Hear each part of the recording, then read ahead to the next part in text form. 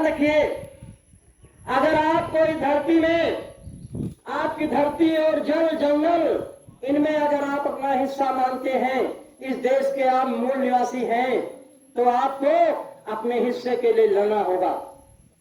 कैसे लड़ना होगा आपको मैं बताता हूं। एक समय था सन 1950 के पहले, जब राजा के पेट से राजा पैदा होता था, राजा का बेटा राजा होता था। लेकिन जब से हमारे डॉक्टर भीमराव अम्बेडकर ने संविधान बनाया, उस तारीख से रानी के पेट से राजा पैदा होना बंद हो गया। और रानी के पेट से कोई राजा कभी नहीं होगा, ये आप लोग जान लीजिए। अब जिसको तुम राजा बनाओगे वो राजा बनेगा। आप अपनी ताकत को नहीं तुम पहचानते, अपनी शक्ति के बारे में तुम्हें ज्ञान नहीं है। भोले भाले समझ करके तुम्हारे सामने लोग खड़े होकर के हाथ जोड़ देते हैं, पैर छू लेते हैं, तुम में दया आ जाती है और अपना कीमती वोट उनको दे देते हो। इससे भी तुम नहीं मानते हो तो शाम के समय 2-4 लोगों को डंडे लाठी से मरवा देते हैं, तब तुम भयभीत हो जाते हो। और इससे भी नहीं मानते हो, तुम ताकतवर आदमी हो तो तुम्हारे बच्चे का अपहरण करके उसकी जान की हत्या कर दी जाती है। यहां तो भयभीत किया जाता है तुमको। मतलब साम दाम दंड भेद, वोट के लिए वो जानते हैं, तुम लोग नहीं जानते हो। उनको पता है कि अगर उत्तर प्रदेश का मुख्यमंत्री कोई चमार का बेटा बन जाएगा तो समझ लीजिए जो सामंतवादी लोग हैं उनके कलेजे पर सांप लौट जाएगा। इसलिए कि तुम्हारे घर जब बच्चा पैदा होता है तो तुम लोग कहते हो कि हमारे घर में एक पुत्र का जन्म हुआ, लेकिन सामंतवादी लोग क्या कहते हैं? वो कहते हैं एक मजदूर और बढ़ गया। क्या कहते हैं? एक मजदूर और बढ़ गया। तो आप समझ लो तुम किस दृष्टि से देखे जाते हो। तो फिर भी अगर तुम नहीं चाहते, तुम्हारी ये बात समझ में नहीं आई, तो तुमको भगवान मालिक है, कोई बचा नहीं सकता इस देश में। और तुम्हें विवश होकर के, कमजोर होकर के एक दरबे में वही चिड़िया के समान आपको जिंदगी जीने के लिए विवश रहो और इसके लिए तैयार रहो। अभी वक्त है, एक बार में 5 वर्ष लगते हैं इंतजार करने में, और जिंदा औलादें 5 वर्ष इंतजार नहीं करती।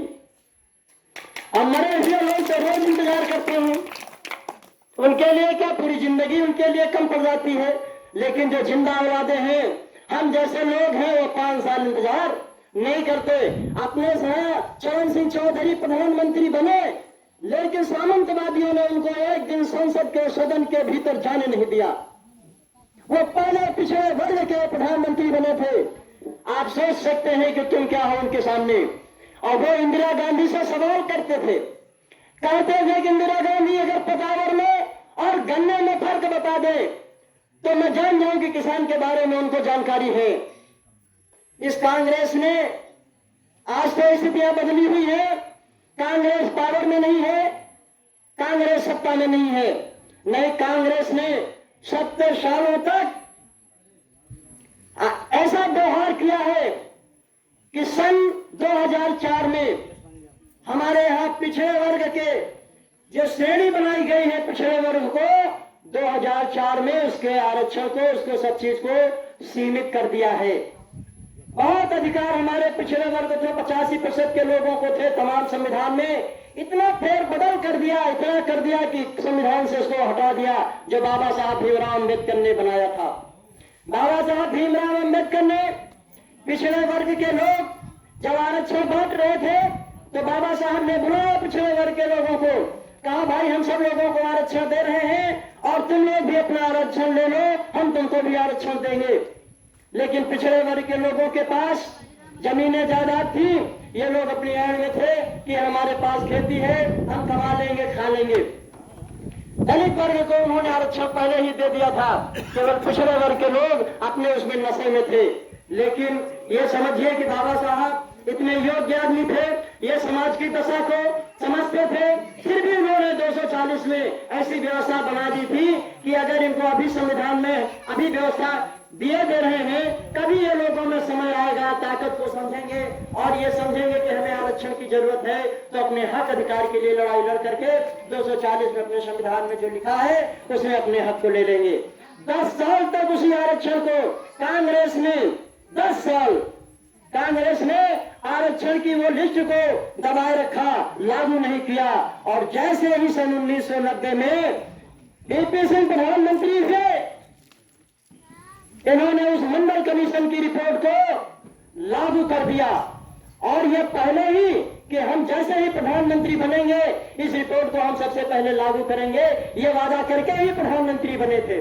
जैसे ही सत्ता में बैठे, उसके बाद इस देश में क्या तांडव हुआ। आग जली हुई, लोगों ने आग लगा करके अपनी हत्याएं की। उनमें कौन से लोग थे? ज्यादातर पिछड़े वर्ग के लोग उसमें मारे गए थे। कोई भी शहर का बेटा मारा नहीं गया था, इक्का दुकान नहीं कह सकते। तो अपने अधिकार के लिए उन्होंने लड़ा, तुम्हारे अधिकार को छीना। और आज भी क्या स्थिति है कि तुम्हारे आरक्षण में 10% का जो आरक्षण है ईडब्ल्यूएस जो है सवर्णों के लिए लागू कर दिया गया है। जिनकी आय 8 लाख रुपए तक होगी उनको ईडब्ल्यूएस का आरक्षण उन्हें दिया जाएगा। लेकिन तुम्हारा अगर 4 लाख का है तो तुम्हें ईडब्ल्यूएस की श्रेणी में नहीं रखा जाएगा। 4 लाख से कम भी आए हैं, इतना समझ लो। तुम्हारा जो संविधान में कुल मिलाकर के एससी और बीसी का 50% से ज्यादा आरक्षण नहीं है, उसमें भी उनके लिए 10% का आरक्षण अलग से अभी जो है नरेंद्र मोदी जो प्रधानमंत्री हैं, इन्होंने सिफारिश करा के उसको लागू करा दिया है। अरे वही बात है भाई। तो आप लोगों को ये समझना पड़ेगा, इसके लिए आप सब लोग तैयार रहो। अब हम मूल बिंदु पे आते हैं।